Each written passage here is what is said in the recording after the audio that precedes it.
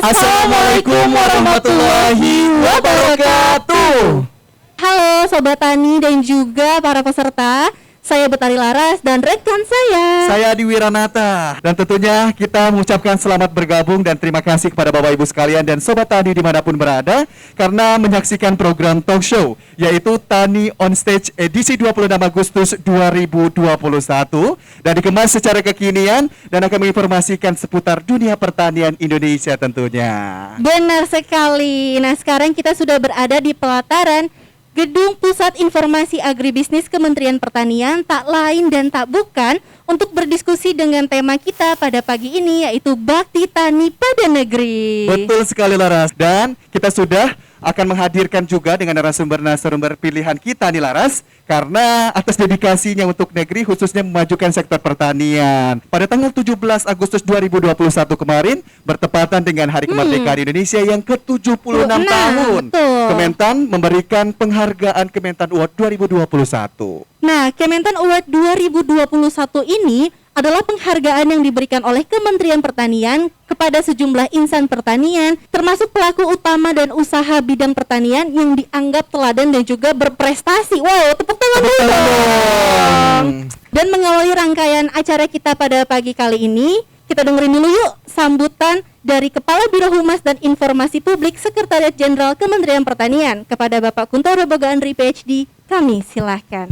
Assalamualaikum warahmatullahi wabarakatuh. Para insan pertanian yang bergabung, yang saya hormati para teladan, ada dari peneliti, penyuluh, dan unit kerja ya, yang terbaik yang mendapatkan Abdi Tani dari Bapak Menteri Pertanian pada peringatan 17 Agustus tahun 2021 yang lalu. Saya pertama ingin mengapresiasi para teladan yang telah mendapatkan penghargaan atas dedikasinya, atas pekerjaan yang luar biasa, dan yang penting adalah kontribusinya di dalam mendorong ya, bukan saja kinerja pertanian secara umum, tetapi kita yang bekerja di lapangan.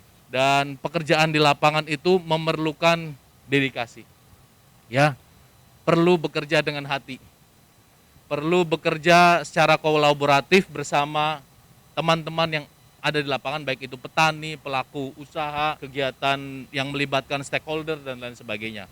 Dan saya pikir penilaian terhadap dedikasi ketiga rekan kita yang di depan ini sangat memenuhi apa yang menjadi harapan dari Pak Menteri Pertanian. Dan acara hari ini kita ingin mendengarkan inspirasi, kita ingin membagi kepada rekan-rekan yang ada di luar sana melalui media sosial Kementan. Mudah-mudahan kita semua bisa meneruskan semangat itu dari teman-teman semua yang hadir pada hari ini untuk tetap bekerja secara kuat, secara keras, secara cepat di masing-masing profesi di sektor pertanian. Itu saja dari saya mengapresiasi kepada rekan-rekan TV Tani, rekan-rekan PIP, Pengelola Informasi Publik Kementerian Pertanian, di Biro Humas Kementerian Pertanian. Dan kita harus tetap semangat, tolong sebarkan semangat sebagai fungsional, sebagai pelaku, sebagai struktural di masing-masing tempat kita bekerja. Itu saja dari saya, terima kasih, mohon maaf bila ada kekurangan dalam penyelenggaraan acara ini. Wabillahi taufiq wal hidayah, wassalamualaikum warahmatullahi wabarakatuh. Waalaikumsalam warahmatullahi wabarakatuh. Baik, terima kasih kepada Bapak Kuntoro Boga Andri PhD telah memberikan kata sambutannya untuk tos kita pada hari ini. Boleh dong tepuk tangannya. Nah, lalu bagaimana sosok-sosok hebat dan insan pertanian teladan berprestasi ini dalam memajukan pertanian di Indonesia sehingga bisa meraih penghargaan Kementan Award 2021 kemarin? Nah, tentunya penasaran kan Laras dan Sobat Tani? Langsung saja kita ke narasumber kita yang pertama, Ibu Dr. Hewan Kustini, yaitu selaku Kepala Seksi Pelayanan Medik Veteriner UPTD Rumah Sakit Hewan, Dinas Ketahanan Pangan dan Peternakan Provinsi Jawa Barat atau Rumah Sakit Hewan Cikole. Selamat pagi Ibu. Selamat pagi. Saya panggilnya Mbak atau Ibu ini? Bebas. Wow. Kalau boleh tahu nih, Rumah Sakit hewan ini yang ada di Bandung ini sudah berapa lama nih berdirinya ini? Jadi rumah sakit hewan itu pertama berdiri 4 Maret 2014, kemudian pada tahun 2017 berubah menjadi UPTD, Unit Pelaksana Teknis Dinas. Nah, kira-kira hewan apa aja nih Bu yang bisa dirawat atau juga mungkin diperiksa?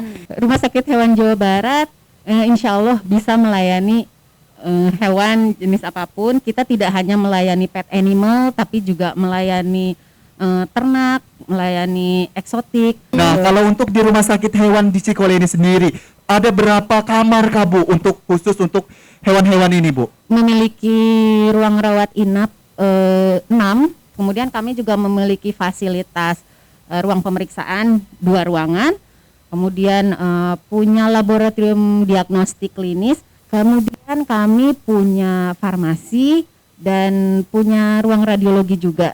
Ngomong-ngomong soal kelengkapan dan juga fasilitas itu kan berarti biayanya mahal nggak sih Bu? Biaya kita miring karena kita kan punya pemerintah provinsi Jawa Barat. Wow, keren sekali. Keren sih, udah jelas sih tadi terlengkap gitu ya. Nah Bu, di masa pandemi ini kita tuh pernah ya Bu ya mendengar berita tentang harimau yang positif terpapar COVID-19. Nah itu gimana sih Bu? Apakah betul hewan bisa terpapar COVID-19 dan mungkin lebih bahayanya lagi memaparkan kepada manusia Bu?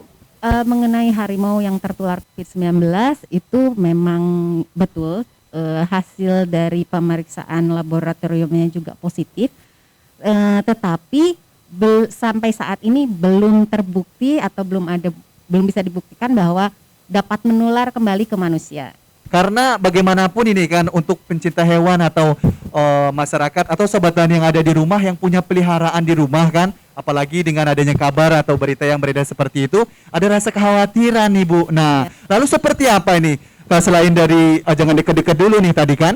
Nah, lalu apa yang bisa dilakukan biar kita itu tetap terjaga kesehatannya, begitupun dengan hewan peliharaan kita. Nah, seperti apa ini Bu tipsnya? Ya kita rawat dengan inilah seperti kita merawat diri kita sendiri gitu. Kita juga ingin gizi kita baik, ya kita juga memberikan gizi yang baik pada hewan peliharaan kita. Kemudian merawat tubuhnya gitu. Kemudian memberikan vaksinasi. Baik, Bu kita boleh nggak sih Bu? Itu di belakang sepertinya ada penghargaan ya Bu ya? Wah kita boleh lihat nih. Yang pertama tahun 2015 ketika rumah sakit masih menjadi subunit Balai Pengujian Hewan dan Kesmafet Cikole Lembang. Kemudian ini tahun 2019 ketika rumah sakit sudah menjadi UPTD, sudah menjadi Unit Pelaksana Teknis Dinas. Ini yang terbaru tahun 2021. 2021. Oh yang kemarin berarti 17 ya? Agustus kemarin ya. Luar biasa sekali, boleh dong dikasih tepuk tangannya. Kita sekarang berlanjut ke narasumber kita yang kedua, yaitu ada Bapak Adian Sudiana. Pak Adi dikenal sebagai Ketua Kelompok Tani Daun Hijau Cempaka Putih. Nah itu sudah berapa lama sih Pak menggeluti aktivitas ini? Saya sudah melakukan sejak tahun 2000 sebelumnya. Tetapi untuk di daun hijau itu terbentuk dari tahun 2016 di Cempaka Putih, Jakarta Pusat. Nah ini awalnya dari pembentukan kelompok tani. Nah, sekarang di tahun 2019 kemarin sudah menjadi P4S atau Pusat Pelatihan Pertanian Swadaya, Perdesaan Swadaya. Nah, ini yang mengembangkan kelanjutan bukan hanya di kegiatan pertaniannya tetapi penyuluhan. Nah, kira-kira ada berapa sih Pak jumlah petani yang Bapak bina saat ini?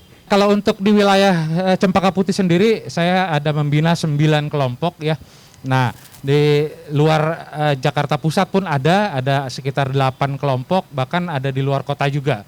Nah, tujuannya selain kita membina, harapannya nanti ya selain buat ketahanan pangan ya tentunya dari nilai ekonomi tentunya akan ada. Gitu. Menarik ya Menarik, Pak ya. Pak, urban farming ini kan lekat dengan tanaman hidroponik nih Pak. Nah, kalau misalkan di kelompok tani yang Bapak bina sendiri itu komoditas apa aja sih Pak yang dibudidayakan? Dan kira-kira ada inovasi tertentu nggak Pak? Untuk kegiatan hidroponik ya khususnya di perkotaan, kita menamakannya pertanian perkotaan atau urban farming, memang dominan ke metode hidroponik. Tetapi bukan berarti tidak ada kegiatan pertanian konvensional, tetap ada, kita memanfaatkan lahan-lahan lainnya. Nah, kita menggunakan rooftop misalnya, Karena memang kalau kita hanya mengandalkan lahan, ya sudah suatu hal yang tidak mungkin di tengah kota, apalagi Jakarta Pusat. Tapi kalau kita mau berinovasi, itu semua bisa dilakukan di dinding-dinding, di atap-atap rumah. Ini sangat ada banget banyak lokasi yang bisa dimanfaatkan. Wow, Bapak kira-kira boleh nggak Pak salah satu produk mie-nya Pak? Ya, kebetulan memang beberapa hari yang lalu ada beberapa pesanan ya. Jadi kita belum produksi lagi, tanamannya masih kecil. Tapi saya bawa salah satu Masih ada produksi juga ya Pak? Oh. Nah, Oh ini ya Ya. Pak ya? Oh itu apa tuh Pak? Ini Mager. Mager itu singkatan sebenarnya. Magot kering. Magot itu adalah belatung. Tapi di sini belatungnya belatung sehat ini. Nah, itu ada 2 yang kita kelola di sana. Selain dikomposkan, ya ini juga sumber makanan. Jadi kegiatan pertanian kita itu harus berkolaborasi terhadap lingkungan. Betul. Jadi saling bersinergi. Oke Pak Dian, selain tadi mie pugui dan juga ada mager, magot kering, ada lagi nggak sih Pak sebenarnya inovasi yang Bapak hasilkan bersama teman-teman kelompok tani? Ya, cukup banyak di saat ini kita. Jadi ada lagi inovasi bagaimana mengenalkan pertanian melalui dongeng. Dengan boneka kita jadikan sarana sebagai dongeng, itu kita perkenalkan pertanian sejak dini. Sejak dini. Jadi kita perkenalkan dongeng. Dongeng itu juga sekarang udah kurang. Nah, ini yang kita angkat kembali untuk memperkenalkan kegiatan pertanian dan kegiatan lingkungan lainnya agar pesan tersebut tersampaikan untuk generasi selanjutnya. Kalau apa sih yang Bapak sampaikan kepada teman-teman sehingga memotivasi mereka mau nih bertani seperti itu? Apa yang Bapak sampaikan sehingga mereka tergerak?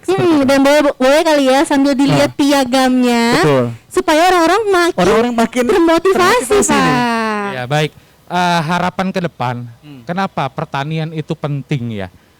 Peluangnya itu yang saya tahu, itu masih di bawah 10%. Jadi masih banyak ini peluang-peluang untuk kita lakukan untuk pertanian. Bukan hanya sebatas pertanian konvensional, tetapi pertanian perkotaan. Oke, luar biasa. Sekali lagi boleh tepuk tangan buat Pak Dian. Terima kasih. Sepertinya sudah ada, harus ke narasumber kita berikutnya dulu Pak. Oke. Sebenarnya menarik ya. Lanjut. Nah, narasumber hebat kita yang ketiga ada Dr. Insinyur Iswari Saraswati Dewi. Beliau sebagai peneliti ahli utama ya Bu ya di Balai Besar Litbang Bioteknologi dan Sumber Daya Genetik Pertanian atau yang lebih kenal dengan BB Biogen Litbang Pertanian. Beliau kemarin dinobatkan sebagai peneliti dan perekayasa berprestasi 2021. Keren loh narasumber kita pada pagi hari ini. Selamat pagi ya Bu. Selamat pagi. Selamat pagi. Merah putih loh. Indonesia banget nih ya Bu ya. Oke Bu, Ibu menjadi peneliti utama di Balai Besar Litbang Bioteknologi dan Sumber Daya Genetik Pertanian nih Bu. Sejak kapan nih Bu kalau boleh diceritakan? Kalau jadi ahli peneliti utama itu baru tahun 2019 Pak. Tapi kalau jadi penelitinya dari mulai masuk, ya memang sudah masuk menjadi peneliti. Kemudian dalam perjalanannya baru mencapai apunya itu setelah sekian tahun karena mungkin keasikan meneliti juga, jadi kadang-kadang suka lupa mengajukan fungsionalnya begitu. Dan Ibu kira-kira ini kita lihat bawa oleh-oleh ya Bu dari BP Biogen. ya, ini ada apa nih Bu? Boleh nggak sih Bu kita lihat ulik-ulik dulu? gitu. jadi 3 tahun belakangan ini mulai dari tahun 2019 ya, kami telah banyak melepaskan varietas-varietas mulai dari varietas padi, kemudian sorghum manis, kemudian kedelai, kemudian juga ada cabai dan sebagainya. Dan yang saya terlibat di dalamnya terutama adalah penelitian padi sorghum. Dan di masa pandemi ini nih Bu, ada nggak sih Bu tantangan tersendiri dalam meneliti hasil olahan tanaman pangan yang Ibu teliti? Ya, di masa pandemi ini karena kami memang orang lapangan, agak susah untuk pergi ke lapang untuk melihat begitu. Sehingga kami sekarang penelitian itu dekat-dekat Bogor, biasanya sekitar Cianjur, Karawang, paling jauh sampai Indramayu gitu atau Pusaka Negara. Jadi penelitian berjalan terus walaupun ada pandemi, kami tetap semangat untuk melakukan itu dan beberapa memang sudah akan dilepas lagi walaupun masa pandemi begitu. Nah, lalu kalau tadi kita sudah berbicara dengan hasil yang sudah Ibu teliti mungkin bisa sedikit diceritakan Ibu sebagai peneliti. Apa sih yang Ibu teliti yang hingga hari ini Ibu banggain gitu? Atau mungkin sedikit ada beberapa mungkin yang bisa Ibu sampaikan atau saya pernah meneliti ini mungkin sedikit diceritakan Bu? Jadi yang ya karena memang hasil-hasil penelitian kami ini dapat diterima oleh masyarakat, yaitu tadi mungkin kuncinya adalah kita memakai bahan genetiknya memang yang sudah adopted biasanya oleh masyarakat. Seperti misalnya masyarakat pengen kalau kualitas gabah itu yang seperti Ciherang, nah itu jadikan salah satu dari target kami, kualitas gabahnya harus seperti Ciherang begitu. Kemudian produksi tinggi, yang mana sih yang paling tinggi di kita? Oh misalnya varietas ini, nah itu harus lebih tinggi dari itu minimal. Jadi jangan sampai nanti hasilnya itu petani bilang lebih jagoan yang dulu atau bagaimana begitu. Jadi dari segi ketahanan penyakit, ketahanan hama, mutu beras dan gabahnya, rasa nasinya, selain daya hasil itu harus memenuhi. Kita mencari yang seperti itu. Jadi dalam program kami itu adalah untuk cekaman biotik, organisme pengganggu tanaman, juga abiotik kami perhatikan selain daya hasil yang tadi. Dan kalau boleh tahu nih Bu, untuk masyarakat-masyarakat yang ingin tahu nih Bu, kira-kira ada nggak sih Bu informasi yang bisa kita akses supaya mungkin Sobat Tani bisa teredukasi tentang adanya ketahanan yang tadi Ibu sebutkan itu Bu? Iya. Jadi pusat informasi kami sebenarnya kami pusatkan yang ada di pustaka kami Pak. Di situ berbagai pustaka yang mengenai penelitian-penelitian bioteknologi yang kami sendiri maupun dari luar begitu ada di sana, dan aksesnya sangat mudah karena ada komputer di sana. Kemudian nggak usah lagi nanya pustaka buku ini mana gitu, nggak usah, kita cari sendiri udah ada ininya, hanya dengan password, nama pengarang ataupun tahunnya atau apa sudah bisa keluar. Jadi pelayanan di perpustakaan kami sudah sangat canggih lah. Oke Bu, kalau sepertinya belum lengkap nih kalau kedua narasumber kita sudah angkat penghargaan nih. Saya biar Sobat Tani di rumah bisa juga termotivasi nih. Boleh ditunjukkan mungkin penghargaannya? Penghargaannya bentuknya sama, cuman isinya beda ya Pak. Dan boleh nih Bu sekalian dikasih harapan mungkin untuk peneliti-peneliti muda yang di luar sana atau petani milenial yang pengen seperti Ibu. Jadi kemarin alhamdulillah mendapatkan penghargaan sebagai peneliti dan perekayasa yang berprestasi. Dalam hal ini tentu karena hasil penelitian yang telah tadi saya sebutkan. Kemudian kalau pesan saya untuk para milenial ini, walaupun tidak secara resmi menjadi peneliti, tetapi jangan lupa kalau Anda mencintai tanaman Anda, maka pengamatan terhadap tanaman, pertumbuhannya, kemudian perkembangannya selanjutnya itu jangan cuek-cuek aja begitu. Segala sesuatu harus kita seriusi begitu ya. Betul. Dan diamati dengan cermat, kemudian kita bekerja cerdas, bekerja ikhlas begitu. Itulah kuncinya.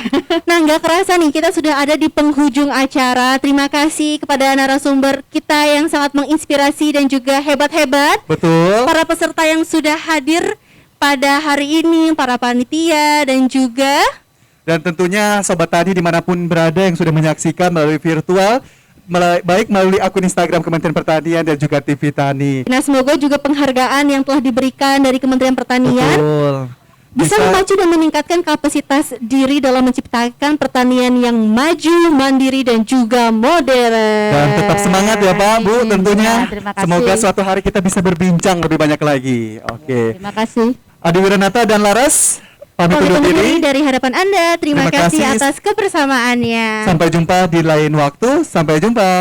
Dadah. Assalamualaikum warahmatullahi wabarakatuh.